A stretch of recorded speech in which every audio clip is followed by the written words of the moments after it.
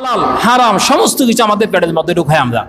এই জন্য আল্লাহ কি বলছে শুনেন, ইয়া আইয়ুহান নাস এমনি বলেছেন, কিন্তু আল্লাহ বলেছেন আইয়ুহাল্লাযীনা আমানু, কিছু কথা আল্লাহ ঈমানদারকে সম্বোধন করে বলেছেন, আর কিছু ইনসান বলেছেন, নাস বলেছেন। এখানে হচ্ছে নাস।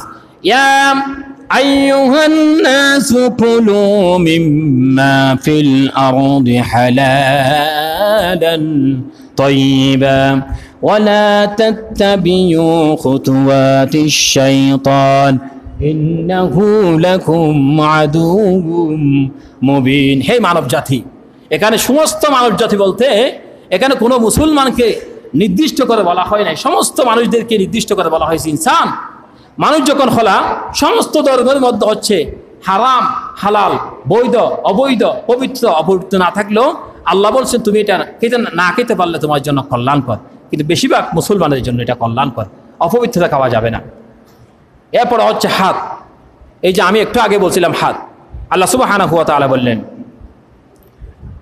আল-ইয়াওমা নাখতিমু আলা আফওয়াহিহিম ওয়া তুকাল্লিমুনা আইদিহিম وتشهد أرجلهم بما كانوا يكسبون।